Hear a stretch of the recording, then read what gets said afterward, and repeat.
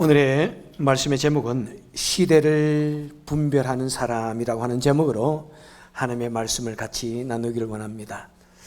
자, 오늘 본문의 시작을 어떻게 합니까? 너희가 이 시기를 알거니와. 이 시대를, 시대의 흐름을, 시대의 사조를 알아야 된다고 이렇게 말씀하고 있습니다. 여러분, 우리는 어떤 시대를 살아가고 있습니까? 이 시대의 흐름과 이 시대의 가치관과 시대의 사상이 어떠합니까? 제가 여러분과 더불어서 잠시 세계 역사의 문명의 사에 대해서 간략하게 좀 나누기를 원합니다. 중요한 것 몇 가지만 말씀을 드리겠습니다. 자, 고대사, 그 이전에도 구석기, 신석기 있지만은 고대사는 우리 인류의 문명이 발생한 그때부터, 그러니까 지금으로부터 약 6,000년 전에 메소포타미아 문명, 인더스 문명, 중국 항하 문명, 그때, 그리고 한국은 고조선 그 이야기 그때부터, 그 다음에 언제까지냐면은 약 AD 300년, 그러니까 복음이 로마에 번져나갔을 그때까지가 고대 시대입니다. 고대 시대는 먼저 문자가 발명되어졌고, 그죠? 그러면서 우리 인간이 좀 더 나은 문화를 위해서 계속 살아가고 있던 그런 시대가 있습니다. 그리고 고대 시대라고 하지만은 이 철학이라는 것이 그 시대에 이미 다 싹텄습니다. 예수님 오시기 이미 300~400년 전에 플라톤이라든지 소크라테스라든지 아리스토텔레스 이런 사람들에 의해서 철학이 발전하기 시작했고요. 3년 4년경에 예수님께서 탄생하시고, 그 다음에 예수님의 제자들에 의해서, 사도들에 의해서 복음이 쭉 유럽까지 전파되어지는 그 시간까지를 일컬어서 고대 시대라고 합니다. 그 다음에 이제 AD 300년 이후부터 쭉 중세 시대가 시작되어집니다. 자, 중세 시대는 약 1000년의 기간입니다. 4세기부터 르네상스가 있는 16세기, 또 종교개혁이 있는 그 시대까지를 일컬어서 말합니다. 중세 시대는 사실 유럽의 사관에서 지금 말하는 것이지, 우리 한국에는 중세 시대가 없고 다른 나라에서는 중세 시대가 없습니다. 유럽으로 볼 때는 유럽의 봉건 사회. 자, 그래서 이 교회의 힘이 너무나 발달되어지는 그런 시대입니다. 컨스탄틴 대제에 의해서 기독교가 이제 공인되어지면서 그때부터가 이 중세 시대로 들어가는 거죠. 그러면서 이 교회의 권세가 굉장해졌습니다. 너무 굉장해가지고 무조건 믿으라가 이제 그 당시 대세였죠. 그래서 만약 하나님에 관해서, 성경에 대해서 어떤 의문을 제시하거나 의심을 하게 되면 무섭게 벌을 내렸습니다. 심지어는 화형까지 했던 그런 시대였습니다. 그리고 설교를 그냥 라틴어로 했기 때문에 일반 사람들은 알아들을 수 없는 그런 시대였습니다. 그러면서 일어난 사건들이 무엇입니까? 대십자군 전쟁이 약 9차에 걸쳐서 하나님의 이름으로, 예수님의 이름으로 전쟁을 벌이게 됩니다. 우리 기독교 역사에 한 오역적인 그런 모습들이 그 속에 많이 담겨 있습니다. 자, 그러면서 이제 이러면 안 되겠다 해가지고 일어난 것이 무엇입니까? 우리 인간이 좀 이 공부를 해야 되겠다. 그래서 고전을 공부해야 된다. 그래서 르네상스 운동이 일어나게 됩니다. 그리고 인간이 이 세상의 주인이다. 그래서 인본적인 그런 인문주의가 태동하게 되어집니다. 자, 르네상스가 일어나면서 우리 종교계에서는 이제 기독교적인 인문주의가 일어나게 되죠. 그것이 무엇입니까? 종교개혁이 일어나게 됩니다. 자, 그때까지를 일컬어서 중세시대라고 이야기합니다. 자, 그러면서 이제 그런 중세시대에 반발을 일으킨 것이 바로 이 인문주의, 종교개혁을 통해서 근대주의가 탄생하게 됩니다. 그래서 일어난 것이 무엇입니까? 바로 영국의 산업혁명이 일어나게 됩니다. 1746년. 그때부터 약 200년에 걸쳐서 이 사건을 일컬어서 근대주의, 마더니즘이라고 이야기하게 됩니다. 중세에 대한 이 반작용, 부정으로 생기게 되어진 것이죠. 그래서 새롭고 굉장히 혁신적인 그런 사상들이 많이 나타나게 됩니다. 그래서 그 당시에 가장 중요한 키워드는 뭐냐면은 이성주의다, 합리주의다. 사람의 머리로서 우리가 이해가 되지 않냐고 판단을 할 수 없으면은 그것은 옳지 않은 것이다. 그렇게 하게 되어지죠. 바로 그것이 이제 약 200년에 걸쳐서 있게 되어지고 한국은 이시조선 그 시대가 대부분 이 모더니즘에게 포함되게 됩니다. 그러면서 이제 전 세계적으로 사람에게 굉장히 관대한 그런 자유를 부여하게 되어집니다. 그러면서 사람들의 이기심이 굉장히 강하게 일어나기 시작했고요. 또 사람은 무엇이든지 할 수 있다는 그런 인간의 자신감, 그리고 심지어는 하나님도 머리로서 내가 이해가 되지 않고 이성적으로 논리로서 합리적인 것이 아니면 믿지 않아도 된다는 그런 오만감이 굉장히 하늘을 찌르듯이 하면서 과학 만능 시대가 도래합니다. 하나님을 부정하고 과학이 무조건 옳다. 과학 만능 시대. 각종 무기를 개발하게 되어지고요. 핵무기라든지 이런 것이 발명되어지게 됩니다. 그러면서 인간은 기계의 노예가 점점 되어가고 있었죠. 그 다음에 산업혁명으로 인해서 무엇이 파괴되어집니까? 인간이 계속해서 개발하게 되어지니까 자연이 파괴되어지고 오염되어졌을 뿐만 아니라 여러 가지 자원들이 이제 고갈되어지고 파괴되어져 갔습니다. 그러면서 이제 생긴 것이 뭐냐면은 포스트 모더니즘이라는 이런 단어가 나오기 시작했습니다. 이것은 1947년에 아놀드 토인비에 의해서 처음으로 나온 단어입니다. 우리가 대학교 다닐 때 가장 많이 회자되어지던 그 사람 이름이 바로 아놀드 토인비입니다. 아놀드 토인비는 1889년도에 태어나가지고 1975년도에 돌아가셨는데, 그는 1947년에 역사에 대한 연구라는 책을 쓰게 됩니다. 약 이것이 12권이나 됩니다. 한 권에 약 700페이지에 달하는 엄청난 방대한 책을 쓰게 되죠. 거기에서 그는 도전과 응전의 그 원리라는 것을 말하게 됩니다. 그래서 어떤 문명이 어떤 외부의 도전을 받게 되어지고 공격을 받게 되어지면은 그때 어떻게 그것을 응전해내느냐, 대항하느냐에 따라서 문명이 쇠퇴하기도 하고 문명이 정치하기도 하고 문명이 발전하기도 한다 하는 그 말을 하게 되어졌죠. 그때 이미 아놀드 토인비가 1947년에 이 포스트 모더니즘이라는 이 단어를 말하게 되는데, 이 포스트 모더니즘은 뭐냐면, 포스트란 말은 후기 근대주의라는 말이죠. 그런데 시기적인 의미에서 후기가 아니고 사실은 근대주의에 반대되어지는 단어의 의미에서 포스트 모더니즘이 되었습니다. 자, 포스트 모더니즘에 대한 책만 해도 얼마나 많은지 모릅니다. 이미 저도 대학교 때 책을 또 읽은 그런 기억이 있고 아직도 그 책을 제가 가지고 있는데, 이 포스트 모더니즘은 근대주의가 지향하고 추구하던 그 모든 것을 부정하자는 것입니다. 그래서 포스트 모더니즘의 키워드는 뭐냐면은 파괴입니다. 탈입니다. 탈근대주의. 그래서 우리가 그동안 믿고 따르던 그 보편적인 도덕률, 그 보편적인 진리, 우리가 생각하던 보편적인 가치관, 그 다음에 우리가 따르던 그 전통, 이런 것을 다 탈피해야 된다. 그것을 파괴해야 된다. 이렇게 말하던 것입니다. 그래서 포스트 모더니즘에 대해서 굉장히 부정적인 많은 말들이 있지만은 또 좋은 면도 상당히 많죠. 그래서 이 과거의 전통은 무엇입니까? 한국으로 치면은 남존여비 같은 사상, 이것이 우리 한국의 미덕이었습니다. 그런데 이제 그것을 파괴하자. 그래서 남녀 평등이 나오는 것이죠. 그리고 노예 제도, 이런 것이 다 이제 이런 것은 없어져야 된다. 흑인 민권 운동이 일어나가지고 노예들이 해방되어지는 그런 사건들. 그 다음에 돈이 있는 사람이나 돈이 없는 사람이 다 평등해야 된다.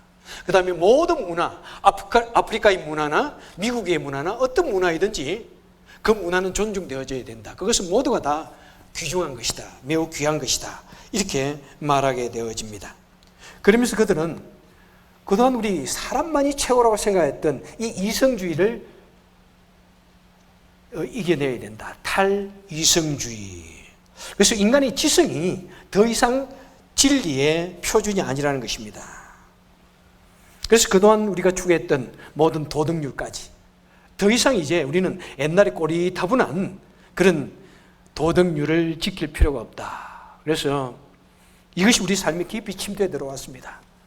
그래서 옛날에는 사랑한다 그러고 손만 한번 잡히면은 어떤 일이 있어도 죽을 때까지 살았는데 지금은 그런 고리타분한 이야기가 어디 있느냐. Casual love. 누구든지 얼마든지 사랑을 할 수 있고 심지어는 성해방, 그죠? 그 자유로운 성. 그래서 결혼도 뭐 얼마든지 옛날에는 이혼을 그렇게 금기시했는데 지금은 그것이 뭐 조금 더 문제가 되지 않는 그런 시대에 우리는 와 있습니다. 그러면서 여러 가지 가치관 또 취향 이런 것을 다 인정하자. 그래서 생긴 것이 무엇입니까? 동성애도 우리는 인정해야 된다. 가정이라는 것이 꼭 남자와 여자만이 만나는 것이 아니라 서로 동성도 가정을 인정해 줘야 된다. 그런 것이죠. 그러면서 이제 지금까지 우리 사람들이 가장 중요하다고 생각했는데 아니다. 사람뿐만 아니라 이 자연도 중요하다. 자연보호운동. 동물도 중요하다. 동물권인가요? 동물의 인권도 중요하다. 그래서 동물을 학대하면 잡혀갑니다. 여러분. 이런 것이 바로 포스트 모더니즘의 여러 가지 영향입니다. 그뿐만 아니라 이 종교도 여러분 이 뭐 어떤 종교만 특별히 중요한 것이 아니라 모든 종교를 다 인정해야 된다. 그래서 종교의 다원주의, 모든 종교를 다 인정하자. 기독교 내에도 정말 이 예수만이 오직 그리스도인데 지금 많은 교회 내에서 어떤 운동이 일어나고 있습니까? 교회 밖에도 구원이 있다. 예수 그리스도 외에도 구원이 있다. 이렇게 말하면서 종교다원주의가 굉장히 일어나기 시작했고, 그래서 모든 종교는 통합되어져야 된다. 어떤 종교에서는 다른 종교에 있는 그런 모양들을 다 가져와 들어왔습니다. 그래서 안에 들어가서 가만히 들여다보면 야, 이것이 뭐 힌두교 사원인지 불교 사원인지 뭐 또는 어떤 사원인지 모르겠구나. 기독교 사원인가 모르겠구나. 그런 정도로 안에 장식품들이 매우 믹스업, 혼합되어져 있습니다. 그래서 지금 기독교의 진리가 유일하다 그러다면은 밖에서 그렇게 말하면 돌맞습니다. 예. 자, 이런 것이 포스트 모더니즘의 큰 영향인데요. 그 외에도 뭐 꼭 포스트 모더니즘이 아니라 현 시대는 어떤 시대입니까? 물질 만능에 깊이 젖어 있습니다. 얼마나 개인주의가 발달해 있는지요. 얼마나 기계 문명의 발달로 인해서 우리 인간성이 매우 상실되어 가고 있습니다. 종족과 종족 간의 갈등, 종교 간의 갈등, 국가 간의 전쟁이 지금도 세계에 끝이 없습니다. 그 다음에 자연이 얼마나 파괴되어지고 있는지요. 그래서 지금 어제 신문에 보니까 세계에서 가장 두껍고 큰 빙하가 이제 녹기 시작했다. 그 빙하가 녹으면은 이 세상에 없어질 나라들이 상당히 많다는 것입니다. 글로벌 워밍. 그리고 온 세계 바다들은 지금 쓰레기로 엄청난 그런 섬들을 이루고 나라들은 쓰레기가 악취가 진동을 하고 있는 곳이 얼마나 많은지 모릅니다. 그로 인해서 세계 자연의 재해들이 태풍이나 이런 크리케인이나 또 지진 이런 것이 어느 때보다도 더 많이 발생하고 있는 것을 보게 됩니다. 그리고 이런 모든 것이 이제 앞으로 이런 모든 가치관 또 잘못되어진 그런 도덕률 이런 것이 오늘날 우리 학교에까지 들어와 있고 우리 자녀들에게까지 주입되어지고 있습니다. 그래서 학교에서 만약 어떤 어린아이가 성은 결혼할 때까지 지켜야 된다 그러면은 온 아이들이 다 웃으면서 조롱을 하는 그런 시대에 우리는 살고 있습니다. 우리 자녀들이 그런 곳에 노출되어 있고 이 사회 전체가 다 그런 풍조에 떠밀려가고 있고 오늘날 교회들도 그런 것을 자칫 잘못 말하다가는 큰 어려움을 당하기도 합니다. 현대는 이런 너무나 엄청난 강력한 도전에 직면해 있습니다. 이것이 바로 이 시대의 흐름이고 사상들입니다. 이런데 우리는 어떻게 해야 될까요? 어떻게 하는 것이 우리 믿는 자들이 해야 되는 것인가? 자, 먼저 11절 중반절에 보니까 너희는 자다가 깰 때가 되었다라고 말씀하고 있습니다. 자, 잔다는 말은 무엇입니까? 우리의 인생에 있어서 삶에 있어서 가장 평안한 그런 시대를 말합니다. 가장 모든 것 다 내려놓고 편안하게 잠을 자고 여유를 부리고 늦잠을 부리는 그런 시대를 말합니다. 성경은 우리에게 말씀합니다. 이제 우리는 더 이상 그런 잠을 자고 편안하게 늦잠을 부리고 멍 때리고 있을 때가 아니다. 이 시대가 어떤 때이냐? 그 시대를 보면서 바짝 너희는 깨어서 정신을 차려야 한다고 우리에게 말씀하고 있는 것입니다. 성경은 우리에게 종종 깨어라고 말씀하고 있습니다. 정신을 차리라 하는 것이 성경 곳곳에 나옵니다. 예수님께서는 마태복음 24장 42절에서 재림을 준비하게 하면서 이렇게 말씀합니다. 깨어 있으라. 어느 날에 너희 주가 임할는지 너희가 알지 못하느니라.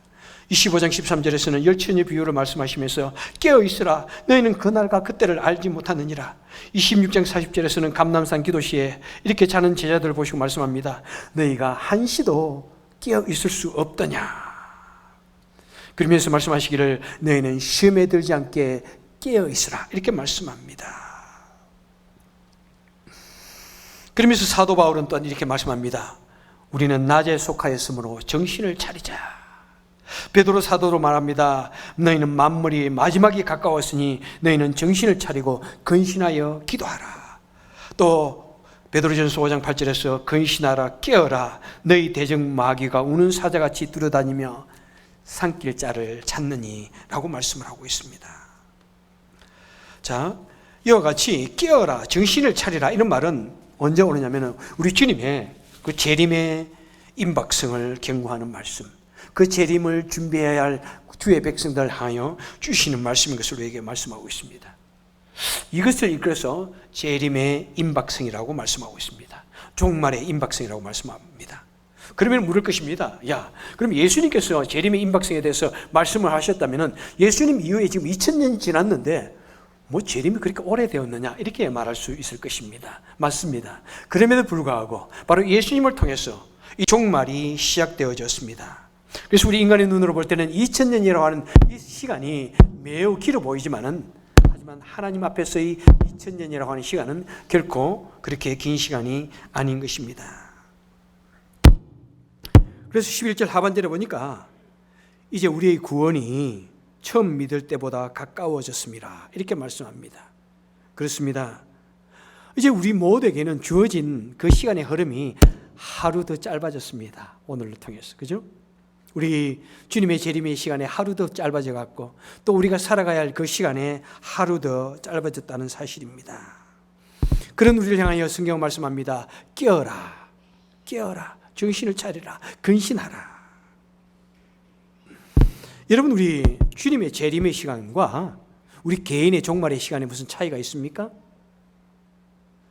우리는 너무 주님의 재림의 시간만 생각을 하는데 사실 우리 개인의 종말과 주님의 재림의 시간에는 차이가 없습니다.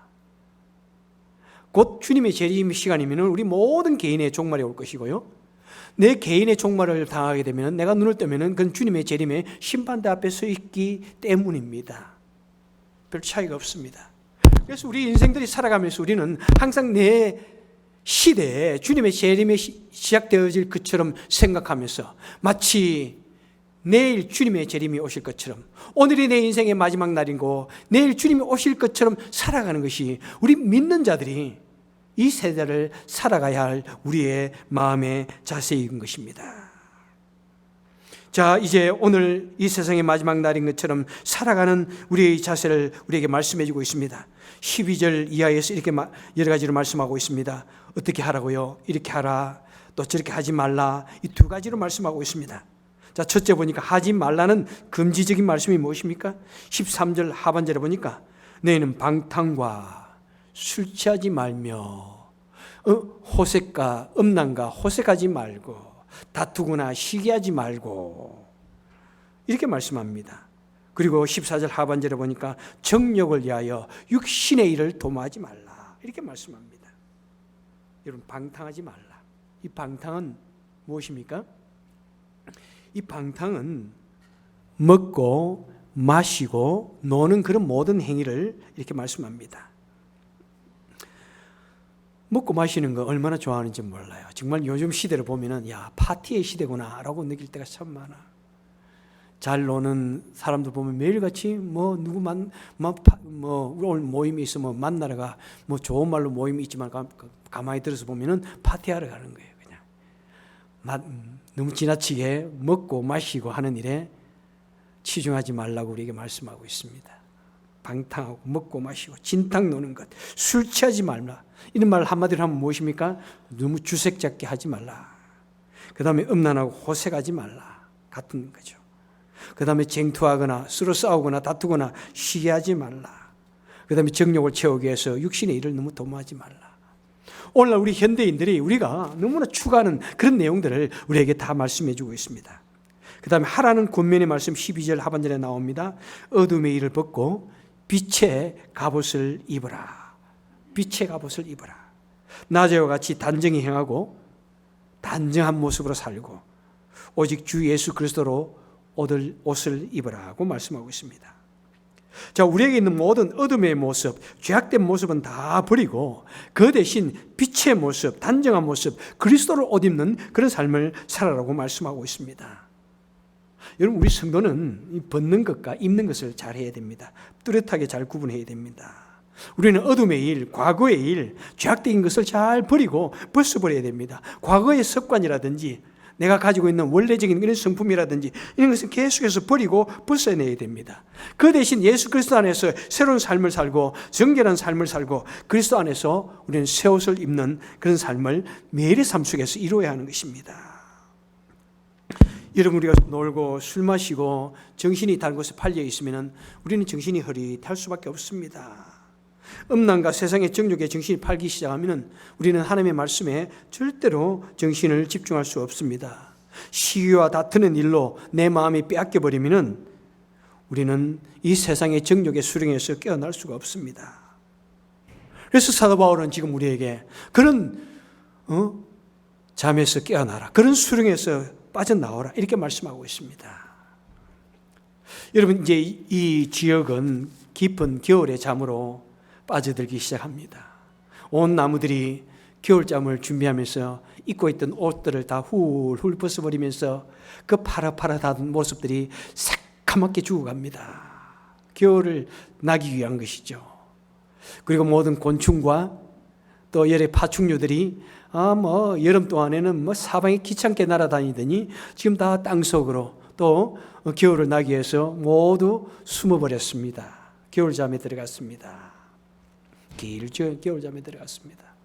하지만 우리 그리스도인들에게 있어서 우리는 겨울잠을 자면 안 됩니다. 우리 성도에게는 겨울잠이라는 것이 없습니다. 베케이션이라는 것이, 휴가라는 것이 없다는 사실을 알아야 됩니다. 물론 우리 육신을 위해서 잠시 쉴 때가 있지만은, 하지만 그 짧은 시간 쉬는 것이지 우리가 몇 개월씩 이렇게 쉬는 걸로 생각하면 절대로 안 됩니다. 여러분, 몇 개월 동안, 한 1개월만 한국 나갔다 와 보십시오. 한국 나가서 크게 나쁜 일을 하지 않더라도 딱 돌아오면은 뭔가 영혼이 뻥 정신이 없습니다. 어떤 성도님 그러시더라고요. 정말 새벽기도 나오시고 열심히 예배 다 나오신 우리 성도님 한국 한 달 갔다 오니까 기도가 안 나오더랍니다. 여러분 공감하시죠? 한 달 팽글팽글 놀아보세요. 한 달만 안 믿으면요, 한 달만 우리 신앙생활에 좀 집중 안 하면은 그냥 정신이 그냥 어디 가가지고 예배에 앉아 있어도 집중이 안 됩니다, 여러분. 그래서 우리 기독교인에게서는 결코 겨울잠이 있어서는 안 됩니다. 겨울 돼가지고 여러분에게 지금 두 가지 성경 공부를 여러분에게 오퍼하고 있습니다.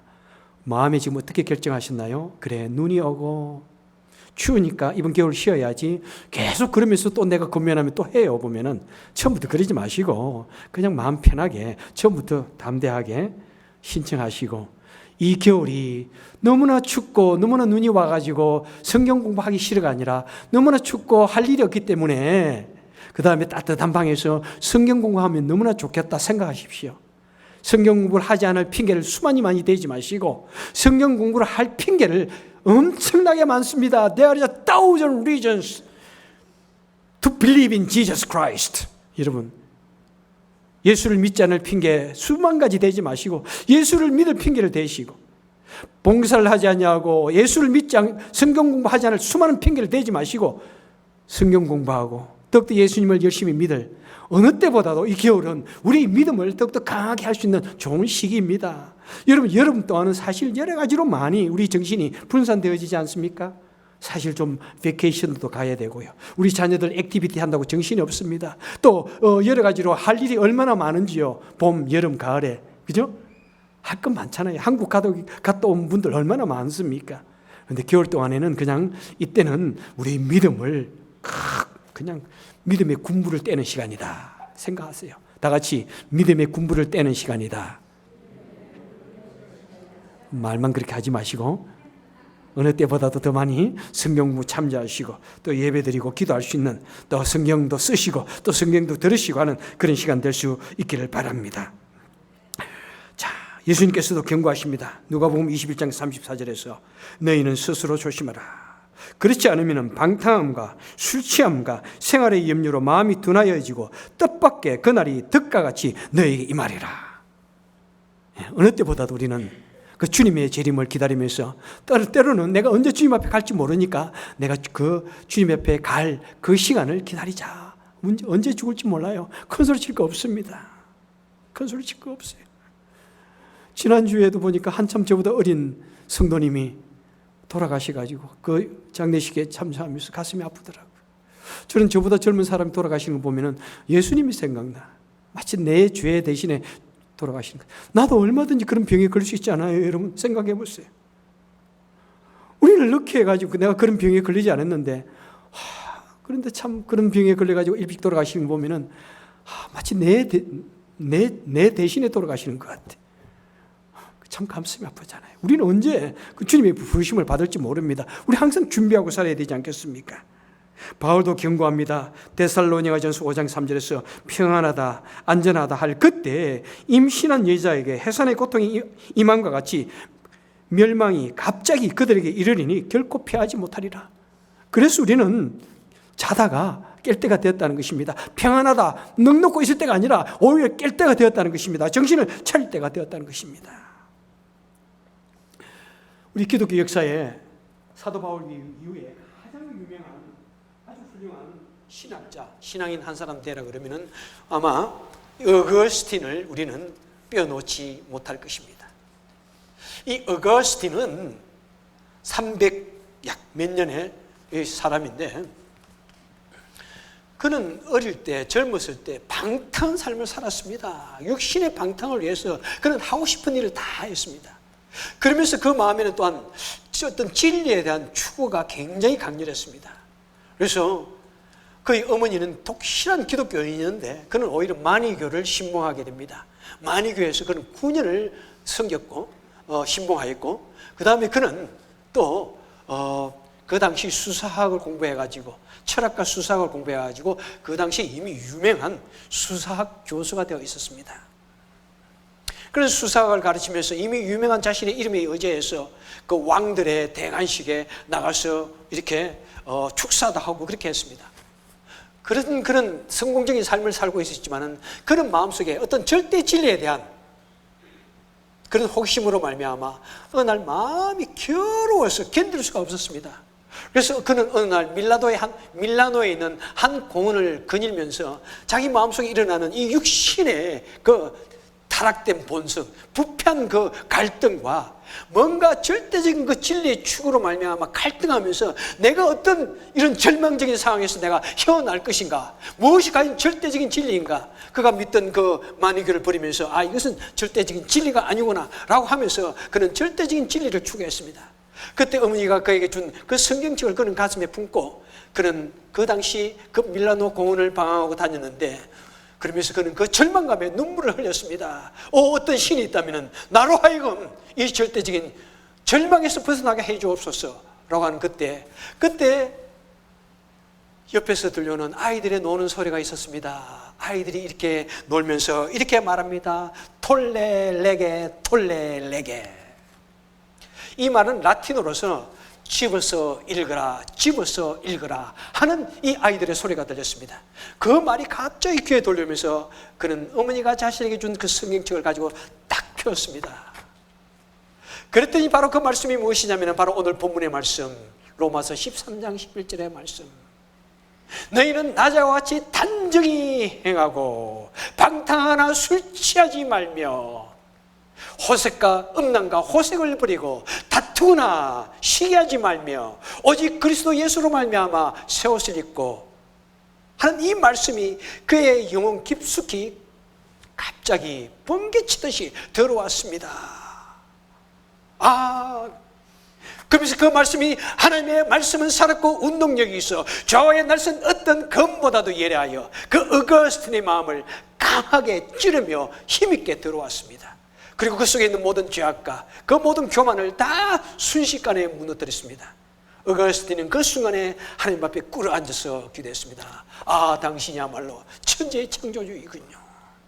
그는 절대 진리를 찾은 그 기쁨에 감동하여서 견딜 수가 없었습니다. 그는 그 길로 이제 이 세상의 모든 것은 다 버리고 내가 오직 예수 그리스도만을 위해서 살겠다라고 결심하면서 얼굴에 눈범벅이 되어서 일어나서 그런 새로운 삶을 살게 되었습니다. 바로 그 시간이 386년 8월의 어느 늦은 여름이었다고 말씀하고 있습니다. 이렇게 회심했던 이 어거스틴이 어느 날 길거리를 갑니다.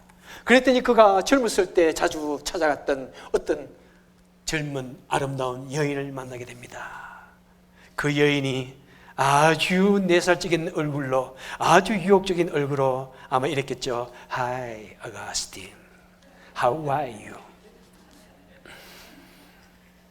그랬더니 어거스틴이 이렇게 말합니다.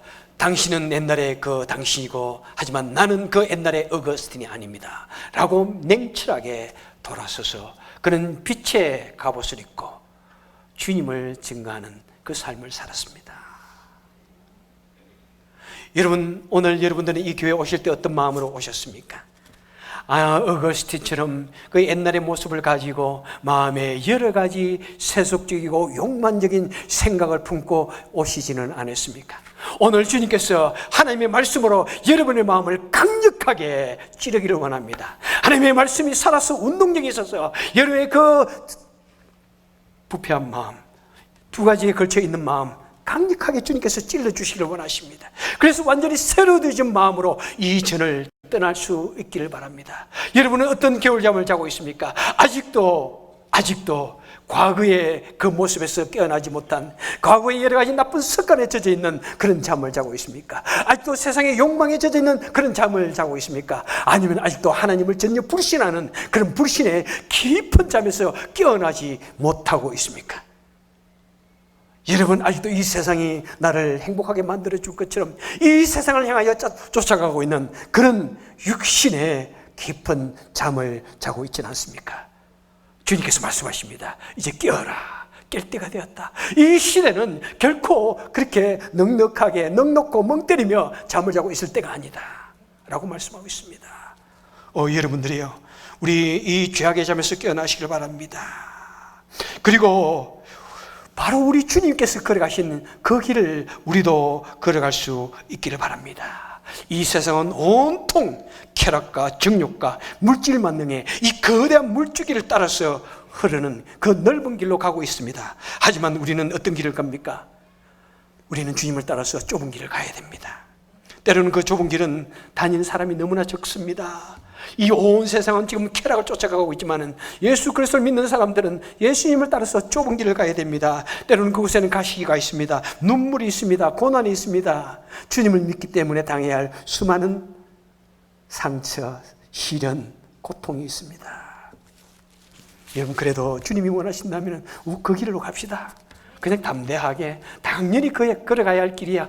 그 길을 가는 것이 대단한 것처럼 생각하지 마시고요. 그냥 가는 길이에요, 여러분. 이 길이 좋은 길이냐 나쁜 길이냐 생각하지 마십시오. 이 세상 사람들은 모두가 다 자기가 주인이 되어가지고 자신의 쾌락을 위해서 쫓아가지만은 우리는 주님이 원한다면 그 좁은 그 길이라도, 가시던 물의 길이라도, 눈물의 길이라도 우리는 당연히 알고 그 길을 걸어가시길 바랍니다. 그래서 여러분, 이 세상을 쫓아가지 마시고 오직 주님을 따라서 털레털레 우리 인생이 다하는 그 순간까지 담대하게 걸어가시는 저와 여러분 되시기를 주님의 이름으로 축원해드립니다. 기도합시다. 여러분, 같이 한번 기도합시다. 여러분 입술로 한번 기도합시다. 여러분 어떤 삶에 지금 빠져 있습니까? 아직도 욕망의 늪에 빠져 있지는 않은지요? 아직 불신의 잠에 빠져 있지는 않는지요? 아직도 낯선 습관에 취해서 끌려가고 있는지 아는지요? 아직도 이 시대의 그 거대한 풍조를 따라 즐기고 있는 것은 아닌지요? 그것을 버리고 주님만을 따르는 삶을 살 수 있기를 한번 우리 협심해서 기도합시다. 사랑과 은혜가 많으신 하나님 아버지, 이 시간에 저희들 주님 앞에 기도드립니다. 하나님 아버지 도와주옵소서. 은혜를 베풀어 주옵소서. 하나님 아버지, 이 엄청난 이 세속의 물결, 쾌락의 물결, 인간 이성의 물결, 인간주의의 물결, 이기주의의 물결, 주여 물질 만능의 물결, 기계 문명의 물결, 주여 우리는 담대히 벗어버리게 하시고 오직 주님을 바라보며 그럴 수 있도록 도와주옵소서. 주님을 따라갈 수 있도록 도와주옵소서. 좁은 길이요, 주여 때로는 고난의 길이라도 그 길을 갈 수 있는 우리가 되게 하여 주옵소서. 주님, 우리가 주님을 믿는다고 하지만은 아직도 우리 마음에는 여러 가지 수많은 죄악들이 있습니다. 아직도 이 죄악에 취해 있고 이 세상의 풍조에 취해 있습니다. 하나님, 이 세상의 모든 풍조를 벗어버리고 우리 주님이 원하신다면은 깨어서 우리 주님을 따라가는 삶, 십자가의 삶, 그 고난의 삶, 고통의 삶이라고 할지라도 우리 담대하게 그 좁은 길을 갈 수 있는 우리가 되게 하여 주옵소서. 우리 주 예수 그리스도 이름으로 간절히 기도합나이다. 아멘.